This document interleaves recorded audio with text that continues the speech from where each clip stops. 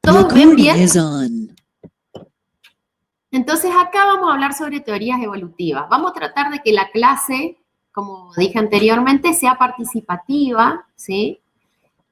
Había grupos que hablaban específicamente de Lamarck o de Darwin, y hoy vamos a incorporar un tercer grupo de una teoría más moderna, que es la teoría sintética de la evolución o neodarwinismo, ¿sí? ¿Qué se acuerdan ustedes de Lamarck? ¿Quién de los que está presente le tocó Lamarck en el primer seminario?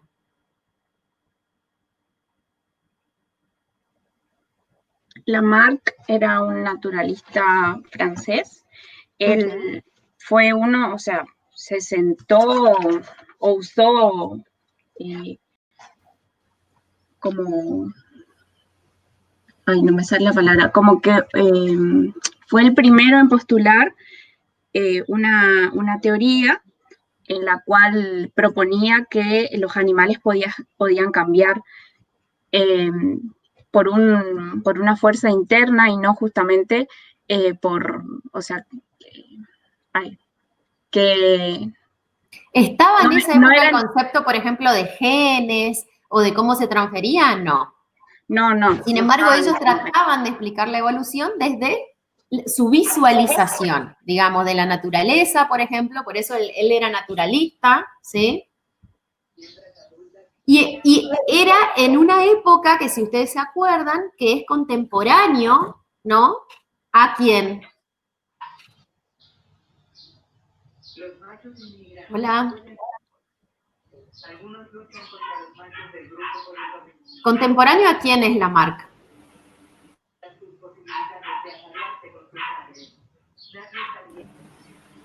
A Cuvier. La teoría que formula, digamos, se contrapone, podríamos decir que se contrapone. ¿A quién? Importante. Darwin. ¿A Darwin? ¿A quién? ¿Puede ser? A Darwin. ¿Qué establecía Darwin?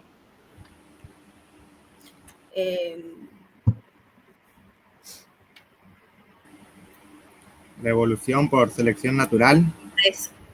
Exacto. Bueno, entonces, esto supuestamente es un repaso de lo que nosotros ya dimos y ya vimos, ¿sí? Entonces yo les puse algunas premisas centrales nada más porque a ustedes les va a ayudar, porque en el trabajo práctico, yo no sé si ustedes lo vieron, pero no trato de pedirles a ustedes cuáles son los conceptos o las premisas, en algunos casos sí se les pide, pero lo ideal es de que ustedes entiendan cómo es el pensamiento de Lamarck, cómo suponía Lamarck que iba a resolver, por ejemplo, una situación particular de acuerdo a sus premisas, o cómo lo haría Darwin, ¿sí? Entonces, en el trabajo práctico, no sé si alguno lo leyó, alguien leyó, vio los problemas, se van a dar cuenta que lo que estoy buscando, digamos, es, le pongo una situación particular y le digo, ¿cómo resolvería esto Lamarck? ¿Sí?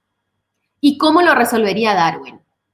Entonces, para eso, ustedes hoy, la idea era que sea un repaso rápido, digamos, ¿sí? Entonces, le pongo, por ejemplo, algunas, como le puse ahí, la premisa central de su hipótesis es, uno, la influencia del medio. ¿Qué implicaba eso? Que las especies se iban a desarrollar o se iban a cambiar influidas por el medio en el que estaban. Y dichos cambios eran hereditarios. ¿Qué significa? Si por ejemplo, la jirafa, que es el caso más particular de él, ¿sí? Si la jirafa desarrollaba un cuello largo por el uso que determinaba su cuello, él suponía que esos cambios iban a ser hereditarios a su descendencia, ¿sí? Entonces, en su teoría, él le da un papel preponderante ¿a qué? Al ambiente y a la relación con los organismos, ¿sí? Pero como dijo, no sé si Giselle, porque no reconozco del todo las voces, dice, los organismos tienen un impulso interno hacia la perfección que los lleva a adaptarse a condiciones ambientales, gracias a la herencia de caracteres adquiridos. ¿Qué significa eso para ustedes?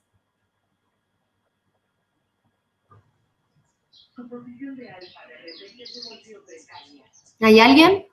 Como que el animal decía, el organismo decía, bueno, yo quiero llegar hasta ese nivel o tengo que para alimentarme, entonces ese impulso, o sea, esa fuerza, esa voluntad, era como que lo llevaba a adaptarse, a cambiarnos. A cambiar. Ese impulso interno, como vos decís, modificaba sus rasgos por el uso o desuso de sus órganos, ¿no? Sí. Y a su vez, él pensaba que eso se heredaban los caracteres adquiridos, ¿sí? Que iban ganando esos organismos, ¿sí? Claro, de una Entonces, manera directa. acá les puse yo. El lamarquismo pensaba, por ejemplo, que por el uso de las peleas, los ciervos con los cuernos, los ciervos podrían desarrollar cuernos más largos, por ejemplo, y eso iba a ser beneficioso. Y en parte era cierto. ¿Por qué? Porque ese ciervo podía pelear, por ejemplo, para la reproducción sexual con alguna hembra, podía ganar las peleas, podía pasar sus genes a la próxima generación, pero lo que él establecía de que eso era hereditario, ¿es realmente así o no? ¿Qué piensan ustedes? Estrictamente como él lo proponía, ¿no? No, ¿por qué? Claro, porque él decía que era lineal y en realidad pueden haber ramificaciones y lleva un largo tiempo. Porque en Además, realidad ustedes pueden pensar que ese uso o desuso de algo, ¿sí? Lo iba adaptando a ese organismo al ambiente. Por ejemplo, las jirafas que sobrevivían eran las jirafas que tenían los cuellos más altos y podían comer hojas que quedaban altas. Las jirafas que tenían un cuello más corto no sobrevivían. Entonces, él suponía que esa jirafa que sobrevivía iba a pasar sus caracteres, y en parte es así, pero no es como dice, no sé quién habló, Gustavo, ¿o quién habló? Juani, creo. No es estrictamente lineal, porque en realidad sus genes podrían pasar a la siguiente generación, ¿sí? O podrían no pasar, porque no es un tema génico el que se estaba traspasando, ¿sí? Era uso y desuso. ¿Por qué hoy en la actualidad nosotros hablamos de que se vuelve a pensar en la marca? podría ser por el uso y desuso de los genes. ¿Y por qué uso y desuso de los genes? Y dependiendo cómo el ambiente, digamos, modifica la expresión de esos genes, entonces pueden reprimirse o expresarse de ciertos caracteres en un organismo. O porque por ahí en un ambiente se utilizan más algunos, o sea, que favorecen más algunos caracteres o la expresión o el uso de algunos caracteres en un determinado ambiente.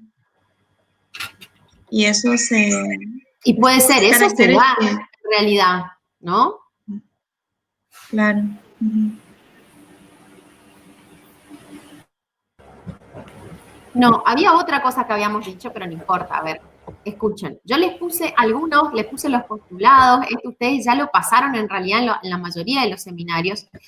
La idea era que quede claro nada más como para que ustedes después, a lo largo del TP, ustedes puedan comparar las dos hipótesis, ¿sí? Y resolver una situación particular frente a los pensamientos como lo haría Lamarck o frente a los pensamientos como lo haría Darwin. Entonces les puse algo que en la actualidad, estamos hablando en la actualidad, ocurre. Por ejemplo, caracteres adquiridos por Lamarck. Según Lamarck, ¿qué pasaría con esa mujer? Acá la estoy indicando. ¿Ustedes ven la flechita o no? Sí, se ve. Bueno, ¿qué pasaría con esa mujer según Lamarck? Le va a crecer el cuello con el tiempo, o sea, y esa característica va a heredar a sus hijos, o sea, sus hijos nacerían con cuellos altos. ¿Y ustedes qué piensan? Que de una generación a otra, no, capaz que a lo largo de las generaciones, si siguen con ese hábito, podrían su descendencia. Claro, pero solo porque se puso eso, no es algo que está en los genes. Exacto. Entonces, ¿va a ser transferido a su próxima generación? No, no va a ser. No, No, porque es simplemente por uso y desuso. Por ejemplo, estas mujeres cada no sé cuántos meses o una vez al año incorporan uno de estos anillos a su cuello. A lo largo de la edad de esta mujer se incorporó posiblemente, no sé, 55 anillos y eso hizo que el cuello, ¿sí?, se alargue. ¿Cuál es el ejemplo clásico que pasa, por ejemplo, que podríamos ver con las japonesas? De un pueblo particular en donde apenas, digamos, tienen la capacidad de ponerse un zapato, las niñas le incorporan como un zapato de metal, entonces el pie de las niñas pequeñas no crece. ¿Y por qué hacen eso? Porque suponen que las mujeres digamos, pies pequeños son más atractivas. Entonces, van creciendo en altura, pero no van creciendo en el tamaño de sus pies. ¿Por qué? Porque los limitan con un zapato de metal metálico que evita el crecimiento del pie. ¿Qué va a pasar con el pie de esa niña cuando quiera pasar sus genes a la próxima generación? ¿O qué va a pasar con este dibujito que les puse acá, que es un anillo que se incorporan al labio? Y esta característica tampoco va a ser transferida a la próxima generación. ¿Sí? Es un carácter adquirido por el uso, ¿sí? Es una modificación que están haciendo, pero sin embargo, genéticamente, en el pool génico, no existen alelos de cuellos más largos. También haría, ¿qué pasa si esta mujer cortamos estos aros? ¿Qué pasaría con el cuello de esta mujer? ¿O qué pasaría con el labio si sacamos la madera, el aro que tiene el niño? ¿Qué pasaría con los músculos, no? Si deja de hacer ejercicio o si deja de tomar anabólicos o lo que sea para tener esto. Esta masa muscular, así como está, ¿ustedes piensan que se pasa a la siguiente generación? ¿Sus hijos nacerían con esto? No se pasa. No se pasa, ¿sí? Entonces. Profe, pregunta. Sí. ¿El cuello de la señora, si se le saca eso, queda largo así? Porque nunca no vi, no se le cae la cabeza. Y yo pienso que sí se le cae la cabeza. Yo pienso que ellos no pueden sostener, porque en realidad, ¿qué pasa? De acá, de la base del cuello a la cabeza, ellos no ampliaron el número de vértebras. ¿Está claro? Lo único que ampliaron es la distancia intervertebral entre discos sostenida por aros metálicos. ¿Sí? También lo hacen porque supuestamente, bueno, esto primero es una cultura, ¿no? Es una costumbre, pero también cuanto más largo es el cuello de la mujer, más atractiva es la mujer. ¿Está bien? Entonces esto es una creencia y a medida que van creciendo, las niñas van incorporando estos discos, ¿sí? Profe, y también con el labio va a quedar todo flojo. Y el labio, cuando se saque esto, directamente va a quedar el agujero y va a quedar colgando. ¿Sí? Bueno, ahora, según Darwin, 3 conceptos importantísimos. Uno, ustedes ya me dijeron, ¿sí? Pero lo importante que les puse ejemplos como traté de ponerle algo como más visual, digamos, ¿sí? ¿Cómo van evolucionando los seres vivos? ¿Sí? Por ejemplo, puse un ejemplo de conejos, específicamente de conejos porque ¿vieron cuando las mujeres tienen muchos hijos y dicen, es una coneja? Porque los conejos tienen la posibilidad de tener en corto plazo, digamos, porque su ciclo es corto, grandes cantidades de cría. O sea, pusimos acá, son muchos los que nacen. Nacen más individuos de los que posiblemente puedan sobrevivir al medio. ¿Por qué? Por una limitante, que la limitante obviamente es el recurso, la comida, ¿sí? ¿Qué pensaba Darwin? Dentro de esa especie hay una variedad en las características de los individuos. ¿Qué sería una variedad en las características? Hoy sabemos que decir variedad en las características es bastante general, digamos. ¿Qué implica esa diversidad en las características génicas? ¿Qué es eso? Los alelos. Exacto. O sea, ahí tenemos una población con un pool de alelos distintos, ¿sí? Puede ser que este conejo sea absolutamente todo negro, este tiene negro y blanco, este tiene un tamaño distinto a este, ¿sí? Ni hablar estos, ¿sí? O este tiene otra característica, ¿sí? Hay diferencias, o sea, no son todos idénticos entre sí, ¿sí?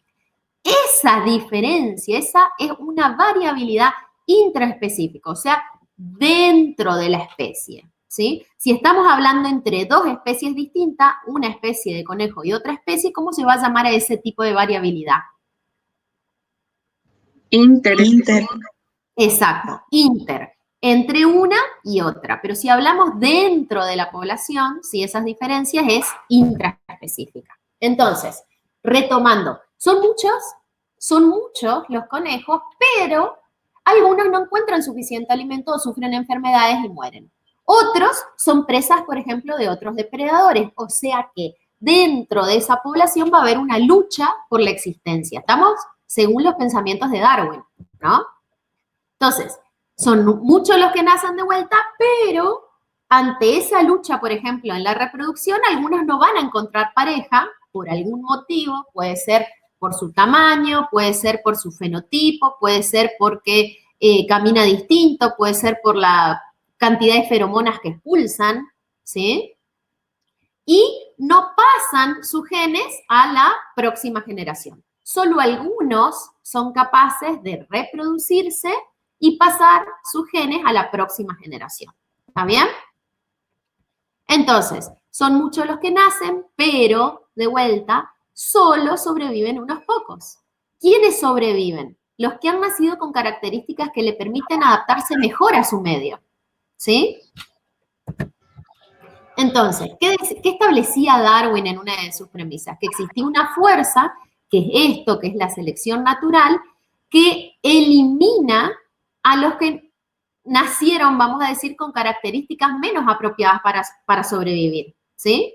Y en esa sobrevivencia de unos pocos, los que van a transmitir sus caracteres, sus genes de una generación a la siguiente, son las que sobrevivirán, ¿sí? Y son las que van a estar mejor adaptadas a su medio y son los que van a pasar a la siguiente generación. Entonces, en esta especie de dibujito, digamos, dice, las especies evolucionan, pero no como decía Lamarck, ¿sí? ¿Por qué?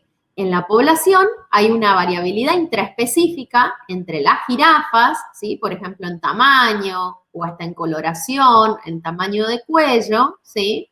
Y a diferencia de lo que establecía Lamarck, Darwin pensaba que nacían jirafas con cuellos largos y con cuellos cortos, ¿sí? ¿Quiénes iban a sobrevivir? Solo aquellas que habían heredado un cuello significativamente más largo, ¿sí? Y son las que van a pasar a la siguiente generación y las que van a ser seleccionadas por esa selección natural, ¿sí? Entonces, esto es una especie de chiste, ¿sí? Este es Lamarck, ¿sí? Que dice, solo tienen que estirar el cuello para evolucionar, ¿sí?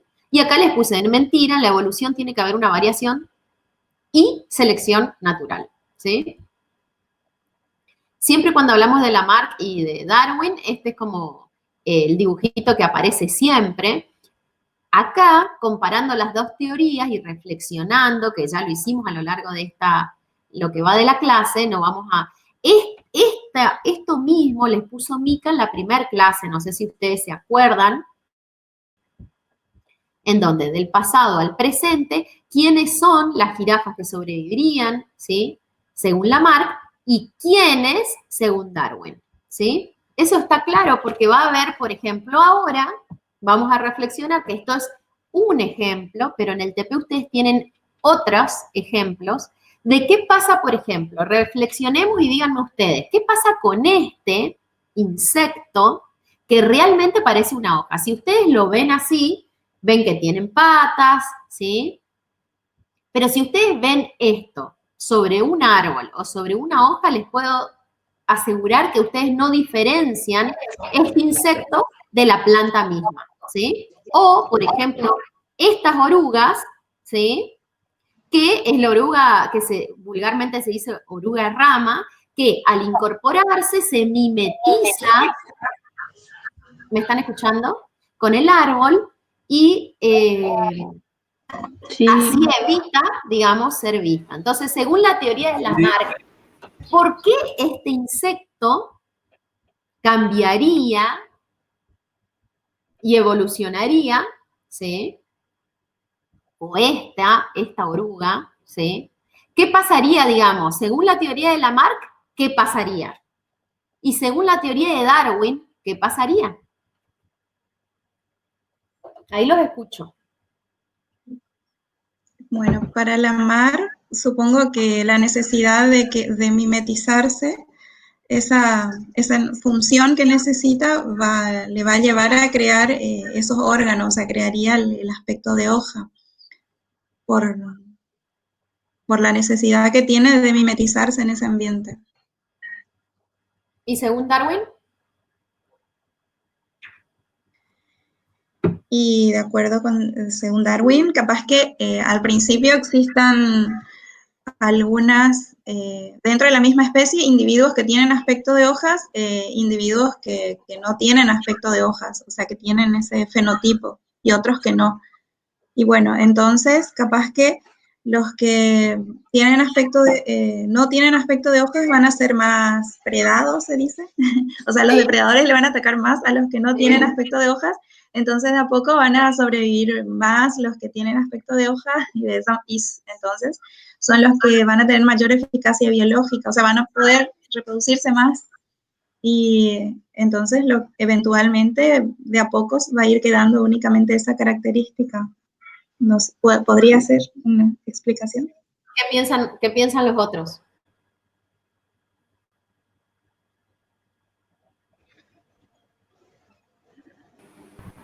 Es más fácil con el ejemplo de la jirafa.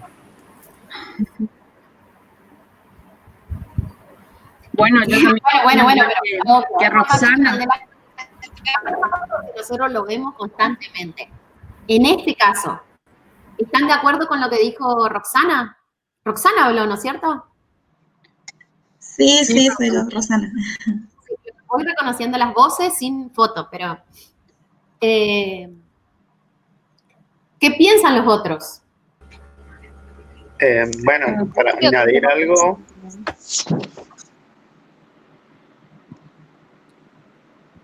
bueno, sí, estoy más o menos de acuerdo. Pasaría algo parecido a la polilla de abedul. O sea, creo que el fenotipo expresado en este insecto sería más beneficioso si se asemeja al lugar donde habita, o sea, la planta. Entonces, sí, efectivamente sería menos predado y tendría mayores probabilidades de dejar descendencia y de sobrevivir y dejar descendencia. Creo que pasaría, eso sería según Darwin. Y según Lamarck, ya creo que quedó bastante claro que lo que voy a, para no repetir. No tan fácil según Lamarck, ¿no? Yo creo que están en lo cierto. O sea, lo que dijo Roxana está bien. Es más fácil pensar, digo yo, hoy, porque tenemos más incorporado también la teoría de Darwin, ¿no? Porque hay un ejemplo que no sé si, creo que se las puse también acá en la clase, que son de las polillas en Inglaterra en la época industrial, digamos. No sé si ustedes conocen el ejemplo de las polillas, porque viene alusión acá. Está en el Curtis, me parece. ¿Cómo? Está en el Curtis, creo. Yo me acuerdo que en primer año creo que leí. ¿De qué se trataba? ¿Te acordás? Y del tema de los jeans, que la fábrica creo que largaban como una especie de humo negro. Exacto, es algo así. Es un caso interesante porque a pesar de que vamos a dar este ejemplo más adelante, digamos, en un tipo de selección específica que vamos a hablar, esa polilla se llamaba Biston betularia. ¿Se acuerdan? algo. Sí, creo que era una especie polimórfica, o sea, tiene varias formas. Bueno, O ¿cuál es la colores, algo así. Hoy sabemos y podemos hablar de polimorfismo y entendemos, pero en esa época, ¿qué pasaba? Antes de la revolución industrial solo se observaban polillas con alas de colores claros en los árboles, ¿no es cierto? De troncos de colores claros estamos hablando. Importante. Entonces, antes de la revolución solo se observaban polillas claras en árboles claros. Con la contaminación causada por la revolución industrial, los troncos se oscurecen, ¿no es cierto? Entonces, eran raras las polillas de alas oscuras en esa época, ¿sí? Pero se hacen más prevalentes, más comunes, y una vez que se hacen más prevalentes, esos colores oscuros, ¿sí? ¿Por qué piensan ustedes que se hicieron más prevalentes? ¿Cuál es la razón? Que se adaptaron al medio. Exacto, porque los árboles pasaron de ser claros a ser más oscuros por el hollín de las fábricas. Empezó la época industrial, empezó la contaminación, empezó a caer ese hollín en los árboles se oscurecieron, se hicieron un poco más prevalentes esas polillas que eran raras, se hicieron más comunes y se hicieron raras las blancas, ¿sí? Entonces, como empiezan a haber predadores, que por ejemplo aves, esa podría ser la razón, ¿sí? El color que tiene el mayor contraste, digamos, entre el fondo oscuro del árbol y la polilla blanca, ¿cuál va a ser más predada? La polilla blanca, ¿sí? Sería una desventaja ser blanca en una época en donde está muy contaminado. Después del siglo XX, que empieza nuevamente la limpieza de esos bosques, digamos a mediados, podríamos decir, del siglo XX, ¿sí? Crean ustedes que se reversionó todo, se revirtió, vamos a decir, la frecuencia de polillas de vuelta. Entonces empezaron a ser más frecuentes una vez que se limpió las polillas claras frente a los valores de la época industrial que eran las polillas oscuras. ¿Sí? Entonces, ¿qué pasó con esa Viston betularia? Se adaptó al ambiente, modificó su coloración, aumentaron la frecuencia de las polillas más oscuras, pero simplemente por la predación, ¿sí? Eran más fácil ver polillas blancas que antes eran frecuentes sobre árboles oscuros, ¿sí? Teñidos. Eran muchas más predadas las blancas y obviamente las polillas oscuras aumentaron su frecuencia y pasaron a la siguiente generación y se hicieron más prevalentes. Cuando se produjo esta limpieza que hablamos, ¿sí? Después del siglo XX, nuevamente esa frecuencia previa se volvió a la normalidad, digamos, volvieron a ser más frecuentes las blancas. ¿Están ahí? ¿Me escuchan? Sí. ¿Se acuerdan de ejemplo? ¿Cómo? Lo que está contando es muy parecido al ejemplo de los pinzones en uno de los videos que subieron. Ajá. Investigan independientemente, parece una pareja de científicos que hubo periodos de sequía y periodos de abundante lluvia en donde se nota claramente que también como los pinzones cambian el pico, digamos, dependiendo de las condiciones climáticas. ¿Quiénes eran los que sobrevivían? Los que estaban más adaptados a su ambiente. O sea, por ejemplo, para incorporar un pico más largo y poder llegar hasta más profundo, por ejemplo, a buscar su alimento, su insecto, ¿sí? En este caso, ¿qué tiene que ver la selección artificial? ¿Y por qué les hablo de selección artificial? Selección artificial existe desde antes de Darwin. ¿Qué es la selección artificial? No sé si ustedes saben. ¿Me escucha, profe? ¿Cómo? ¿Me escucha? Sí, te escucho. Bueno. ¿Están viendo el PowerPoint? Sí, se ve. Sí, Carla, se ve perfecto. En la secundaria, o sea, yo me recibí en una agrotécnica, se habló mucho de esto, justamente por la orientación de la escuela. Sí. Y nosotros incluso hicimos pequeñas prácticas con lo que es selección artificial. Sí. Por ejemplo, no sé, pues, suponiendo que una determinada persona lo que quiere es un animal, una vaca, por ejemplo, Sí. para leche, en este caso el ejemplo de la... Entonces lo que va a hacer, va a dentro de, por ejemplo, si tiene 4 vacas, va a seleccionar digamos, generalmente la que tiene características que se corresponden con una vaca de leche. Y se lo va a cruzar con un toro de la misma característica, digamos. Y así va, de esa forma va haciendo que la raza quede más pura y logre la selección artificial. O sea, Artificial, ¿por qué? de esas 4 vacas, ¿quién está hablando? Yo, Marcelo. Marcelo, perfecto. Entonces, Ahí suponiendo que las 4 son de la misma raza, son 4 vacas lecheras. Pero, Sí. ¿qué vaca cruzarías vos?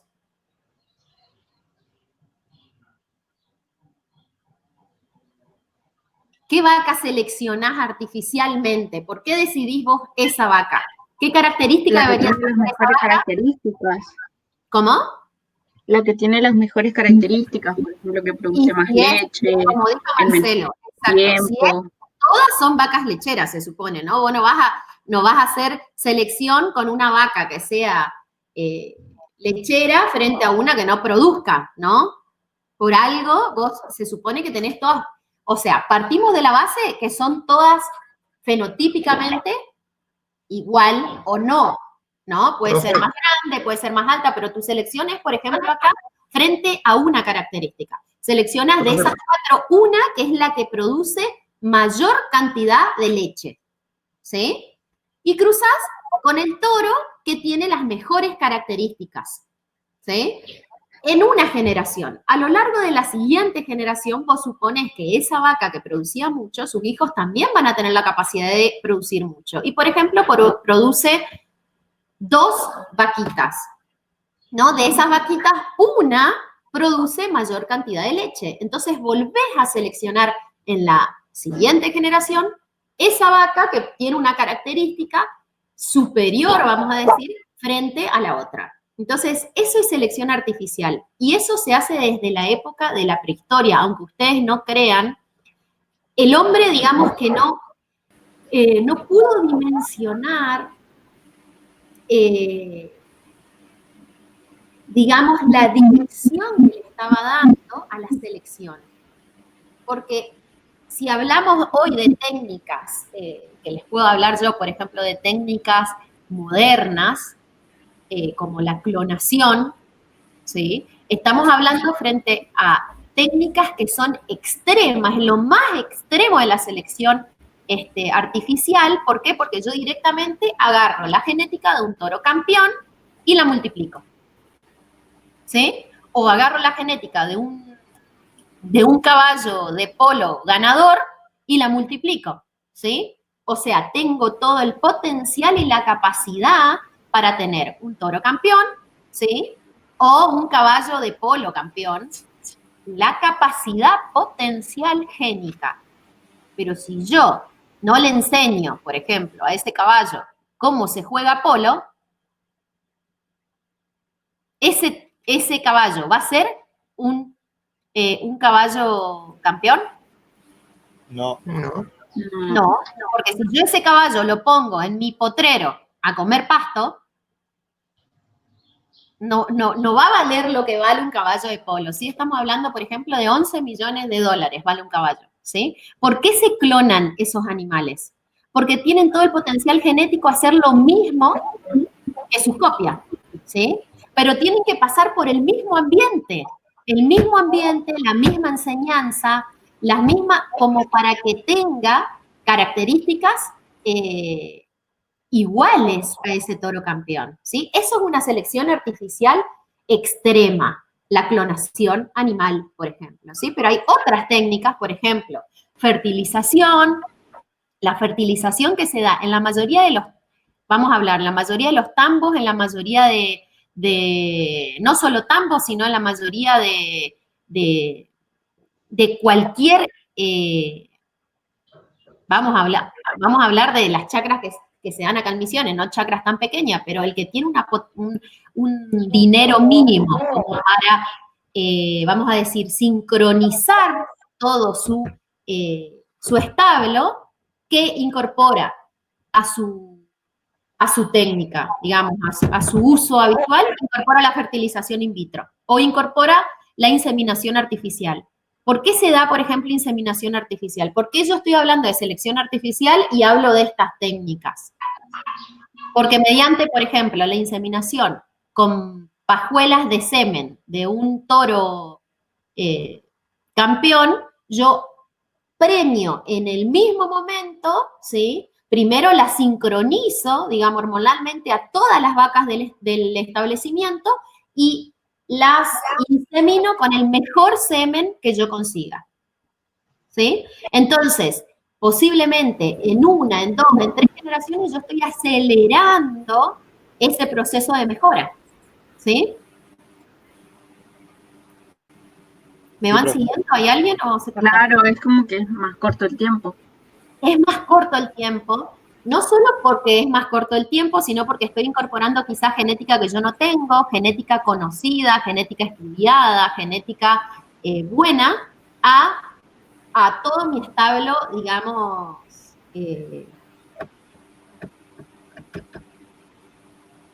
puede ser que yo tenga un toro, pero ese toro no va a poder inseminar a, por ejemplo, 250 vacas en el mismo momento. ¿Y de qué me sirve? No solo genéticamente hablando, me sirve, vamos a decir, laboralmente, en mi chakra. Si yo tengo, por ejemplo, estamos hablando de algo más grande, ¿no? Pero pongámosle 100 animales. Esos 100 animales, si yo los premio a todos y tengo 1 o 2 días o 3 días de pariciones todas juntas, es mucho más fácil que si lo voy teniendo todas las semanas. ¿Me entienden? Como que es un proceso controlado. Claro, es todo sincronizado, ¿sí? Sincronizado y con genética buena. ¿Es un ejemplo de selección? Sí, porque yo estoy incorporando, por ejemplo, una pajuela de semen estudiado de un toro campeón canadiense, donde la mayoría de la genética que nosotros, aunque ustedes no crean, la mayoría de la genética que se compra por inseminación, por ejemplo, proviene de Canadá. Hay varias empresas en la Argentina de, por ejemplo, venta de semen, pero la mayoría no son argentinas, son canadienses, ¿sí? Con el Entonces, pino pasa lo mismo, ¿no? esa genética te venden no solo el semen, digamos, en pajuela, sino te venden el veterinario que viene y te preña a todas tus vacas en el mismo momento, ¿sí? Y todos van a tener las pariciones en la misma semana, por ejemplo, ¿sí? Bueno, nos fuimos un poco de tema. Acá les puse algunas cosas importantes. No sé si Marcelo habló justamente del pinzón y de cómo fue cambiando a lo largo de el pico, y ahí les puse yo el pinzón insectívoro, cómo tiene que ser su pico, o el que es herbívoro, ¿sí? O el que es vegetariano, ¿sí? Cómo cambian, digamos, en forma gradual de acuerdo a la modificación de ese medio, ¿sí? Según la teoría de la selección natural.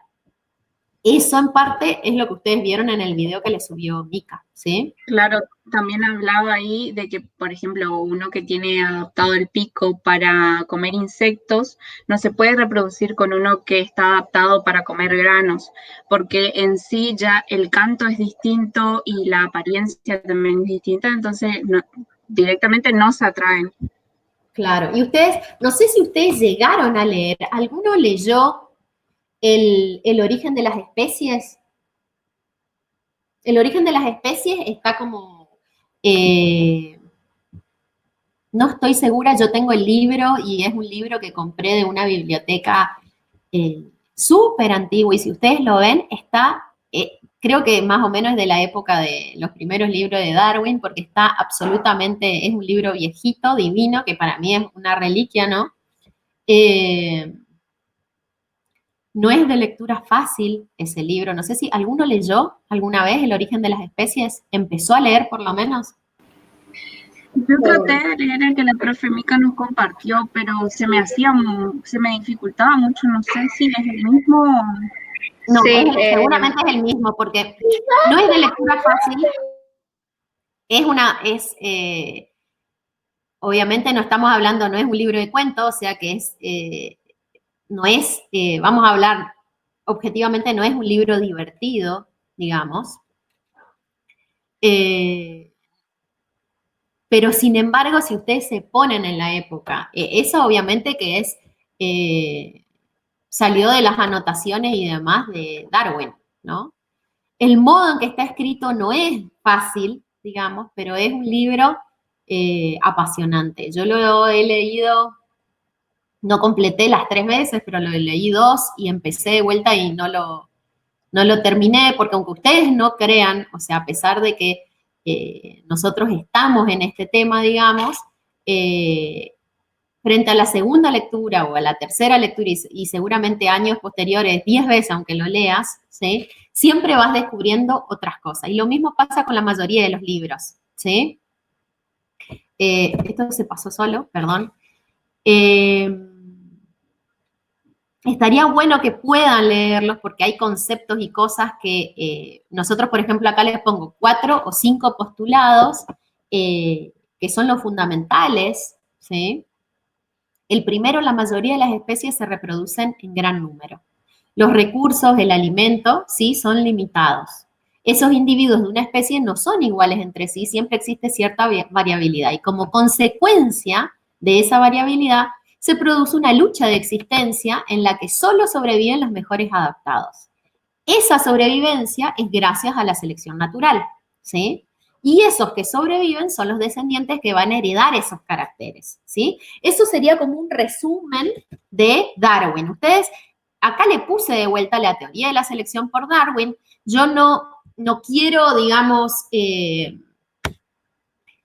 cansarlos con los conceptos, ¿sí? Pero hay algo que, por ejemplo, acá les puse, aunque es bastante, a mí no me gusta tener filminas muy escritas, pero hay cosas que quería que les quede, digamos, ¿sí? Por ejemplo,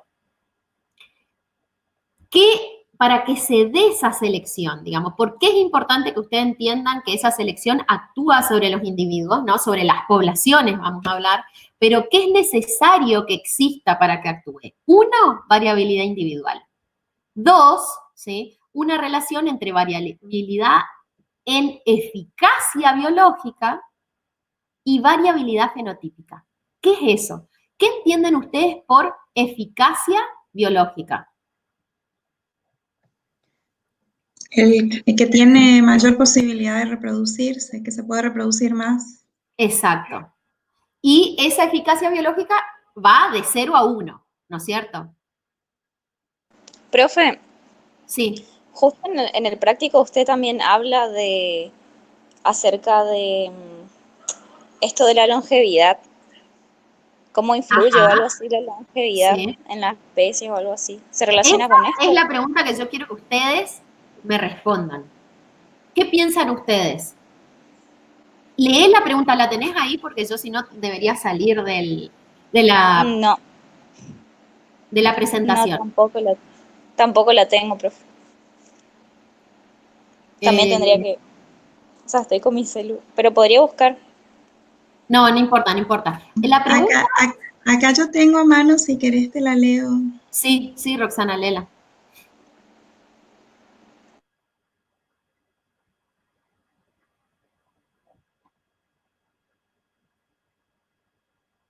¿Están? Hola, Hola. ¿se cortó? No. No, perdón, ¿Encontraste vos? tenía apagado el micrófono, pasa que estaba usando pausa nomás, el espaciador pero ya, lo tengo. Sí, Dice, desde una perspectiva evolutiva, no sé si es esta, desde una perspectiva evolutiva, sí, es la esta. longevidad de los animales, una vez pasada la edad reproductiva, generalmente es inútil. ¿Por qué? ¿Qué situación podrían ser excepciones? ¿Pueden pensar en alguna razón por la cual la longevidad puede ser dañina desde el punto de vista evolutivo? Bueno, sería eso. Esa es la Perfecto. pregunta, ¿no? ¿Qué piensan? Bueno, O sea, yo estuve viendo algunas lecturas anteriores sobre roedores. Bueno, ajá, y hay algunos roedores que tienen solamente un ciclo reproductivo, el cual copulan durante 1 o 2 días o más, hasta 3, y luego mueren, ¿sí? El macho muere. Y esto creo yo que es por para evitar los incestos, ya que, bueno, el ciclo reproductivo de los roedores son bastante cortos. Y así evitan también que se aparezcan las especies, por ejemplo, enfermedades congénitas. Creo yo, viste que es un mecanismo natural que tienen los organismos. ¿Congénitas me estás hablando? Cuando yo leí ese enunciado, o sea, lo primero que se me vino a la mente es cuando muchas veces se habla de las madres que como que corren cierto peligro ya cuando son madres de grande. O sea, cuando una mujer ya tiene una edad, no sé entre qué edades más o menos, como que no, como que corre peligro y aparte también que ¿Por qué supuestamente... corre peligro? Esa es la respuesta que yo quiero que ustedes den. ¿Por qué? Estamos hablando de humanos. Si estamos hablando de humanos, ustedes tienen que poner, bueno, voy a dar el ejemplo de la especie humana, ¿sí? ¿Por qué es importante la especie? Por ejemplo, yo les voy a dar, no quiero responderles, porque quiero ver qué ustedes responden justamente, porque esta es la idea del práctico, pero solo les voy a tirar así algunas cosas para que ustedes piensen. ¿Qué pasaría, por ejemplo, en tortugas terrestres longevas, muy longevas? Hay tortugas terrestres que viven 100 y pico de años, y no sé si ustedes saben que, por ejemplo, la mayoría de las tortugas terrestres hay muchas menos especies y año a año van desapareciendo, vamos a decir, porque las predan, porque quieren vender su caparazón, porque ¿qué pasaría, digamos, frente al ejemplo que están dando de las mujeres, que es un extremo, ¿sí? Una mujer de 50 años que intenta reproducirse? ¿Cuál es el riesgo de esa mujer en reproducirse y cuál es el riesgo de una tortuga de 100 años que tiene pocas en su especie, que quedan pocas? ¿Cuál sería la ventaja o cuál sería el riesgo de una especie, por ejemplo? Vamos a hablar específicamente de tortugas terrestres o de la especie humana. Y por eso les hago hincapié. Cuando ustedes respondan con una especie particular. ¿Por qué? Porque, ¿qué pasaría con esa mujer de 50 años? ¿Cuál es el riesgo que ustedes están hablando? ¿Cuál es el riesgo que acarrea o que puede acarrear, porque puede ser que digamos que esa concepción se dé perfectamente normal, y puede que no? ¿Qué tiene esa mujer de 50 años que le genera riesgo? Y es que el plazo de vida de un ser humano, o sea, no sé, se le daría, de esos 50 años le sumamos unos 30 años más o algo por el estilo, no sé. No tiene que ver con eso. El riesgo no tiene que ver con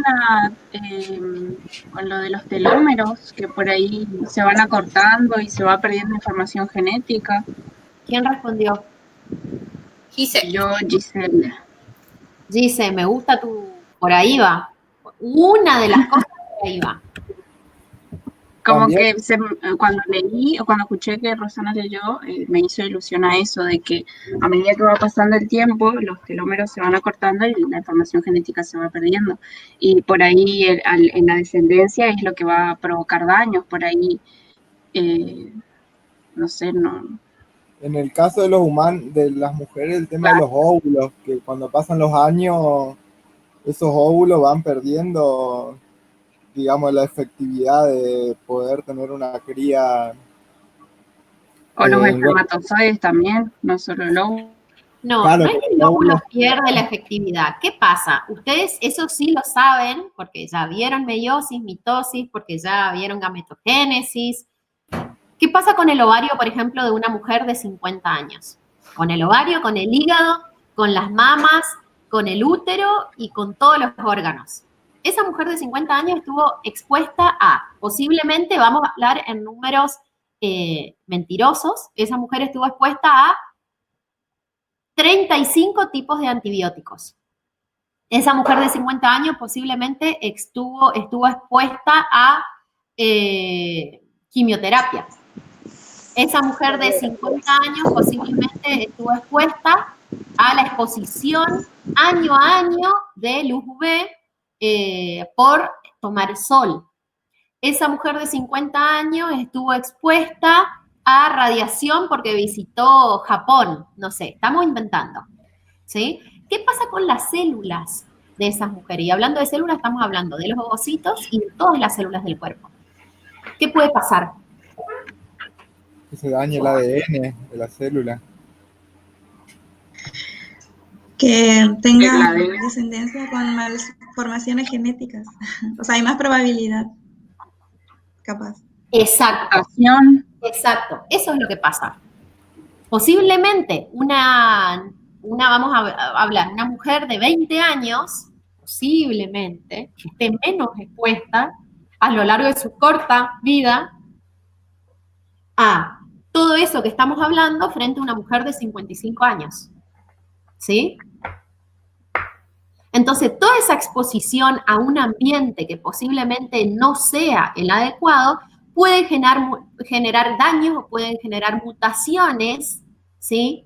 Que posiblemente nos generen una enfermedad en la que la porta, ¿sí? Pero al pasar a su siguiente generación puede ser que se expresen esas modificaciones, ¿sí? Y que se hagan visibles. Entonces, eso por un lado, hablando de la especie humana, ¿sí? Y hablando que la especie humana no nos estamos extinguiendo, ¿sí? ¿Qué pasa con una tortuga terrestre que posiblemente sea, no sé, haya 15 en todo el mundo? ¿Es más un riesgo o una ventaja que esa tortuga de 106 años se reproduzca? Yo considero que es una ventaja para la tortuga. Y si quedan 15, yo creo que sí, porque... Y sí. Y sí, por eso. Entonces, ¿cuál debería ser su respuesta frente a eso? De acuerdo a la especie, ¿sí? Si estamos hablando de un tipo de especie que no está en peligro, si estamos hablando de un tipo de especie que hay millones y millones en el mundo, como la especie humana, entonces lo ideal sería que la reproducción se dé en un periodo de tiempo en donde no esté expuesta a condiciones que puedan dañar los genes que van a ser transferidos de una generación a otra, ¿sí? Si estamos hablando de una especie que está en peligro de extinción, de una especie que tiene pocos individuos, de una especie que hasta es difícil su reproducción, puede ser que no esté en peligro de extinción, puede ser que no esté en peligro de extinción, puede ser que hablemos de los yaguareté, que aunque ustedes no crean, en peligro de extinción no están en estado vulnerable, por ejemplo, que es un estado previo, ¿sí? Pero supongamos una hembra de yaguareté en la selva misionera, una hembra de yaguareté añosa, vamos a decir, o sea, vieja. ¿Es una ventaja o una desventaja que se reproduzca? Una desventaja sería. Bueno, piénsenlo y así respóndanme esa, que ya lo estamos respondiendo en parte, esa respuesta, esa pregunta que yo les hice en el práctico, ¿sí? O sea, pónganse de todos los lados, ¿sí? De acuerdo a la especie, de acuerdo a la edad, de acuerdo a la importancia de esa especie, de acuerdo al estado de conservación de esa especie, ¿sí? Esa tiene que ser la respuesta que ustedes tienen que dar. Y hay un montón de cosas que ustedes, cuando yo les planteo ahí, es para pensar, digamos, este práctico no es un práctico que ustedes, yo quiero que me pongan la premisa esta, ¿sí? Es todo para que ustedes traten de incorporar los conceptos en la práctica, digamos, ¿sí? Acá quiero pasar más rápido porque en realidad la idea no era alargar demasiado la clase y son las 10:05. Solo quiero que ustedes tengan... ¿Quién habló? Perdón. ¿Me preguntaron algo? Creo que no. Yo tengo una pregunta, yo no fui, pero aprovechando la ocasión, con respecto a esa pregunta sobre la longevidad. Creo que yo la interpreté mal porque pensé que se trataba o sea, o también podría ser, si también se podría tratar de eso, de que pasada la edad reproductiva, si es dañino o no que siga sobreviviendo el individuo. No sé, o sea, por ejemplo, No ya sobreviviendo, sino reproduciéndose, digamos. si es que ya no está en edad reproductiva, por ejemplo, una mujer, en el caso del ser humano, medio feo hablar, pero si es dañino o no para la especie, que viva durante mucho tiempo ese individuo una vez pasada la edad reproductiva. ¿Entendí así? A lo que viva No está mal, una no vez está mal, es otra cosa. También eso, sí. por ejemplo, está bueno. Pónganlo. ¿Por qué? Sí, sí. ¿Por qué, Roxana? ¿Por qué? O sea, ¿por qué no Y no sería sé si dar ya mi posible. Bueno, puede ser que me equivoque, así. No, Por ahí no, digo no, una no, no te sandez. equivocas. ¿Por qué no sería No, beneficioso? yo por pensaba ejemplo? que por ahí.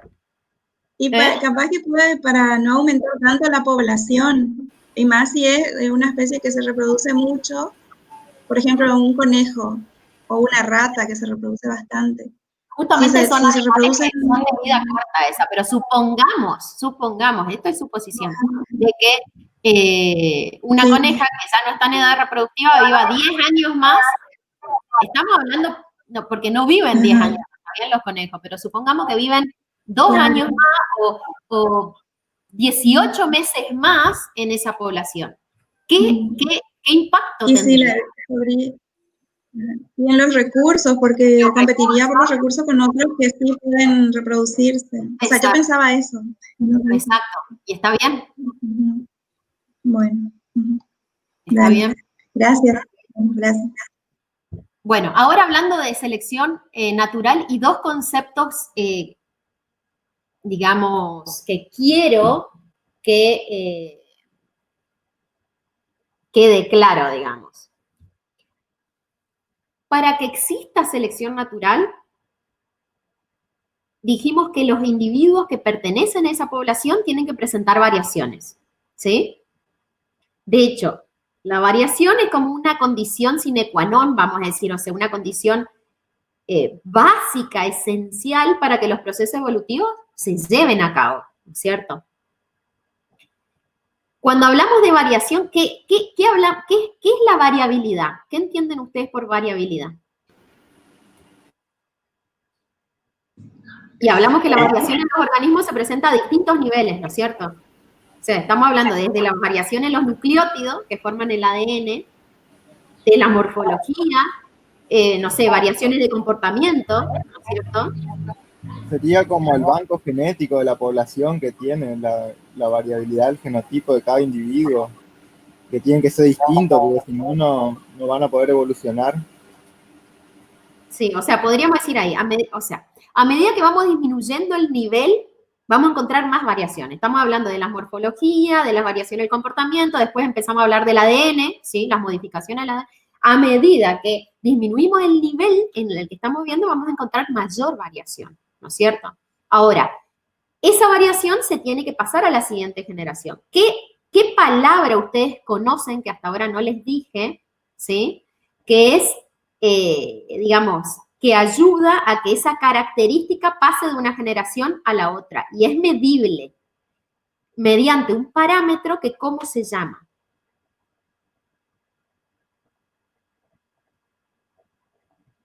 Es una pregunta, ¿cómo se llama? Ese parámetro que me va a medir a mí el pasaje, digamos, de las variaciones de una generación a la otra. ¿Conocen? Frecuencia de algo, puede ser. Una frecuencia. Ay, no me acuerdo. Ese parámetro se llama heredabilidad. ¿Sí? ¿Mide la frecuencia alélica, puede ser, profe? No, lo que va a medir la heredabilidad es justamente, digamos, va a medir que esa característica X, ¿sí? Que ustedes tienen y quieren pasar a la siguiente generación, como por ejemplo, ¿cómo miden la heredabilidad en una? A ver, yo les puse acá, a ver, no sé si está, no quiero pasar demasiado. Acá. Este ejemplo me encanta. Por ejemplo, tomamos el ejemplo de las ardillas, ¿sí? Pensemos si la selección natural podría actuar o no en ella. Lo primero, ¿qué tenemos que corroborar? Si existe variación en una población de ardillas, por ejemplo, ¿no? Porque lo principal es que exista variación. ¿Cómo Nosotros medimos esa variación en la población. ¿Cómo podemos medir? Y con la heredabilidad. Exacto. ¿Cómo la medimos?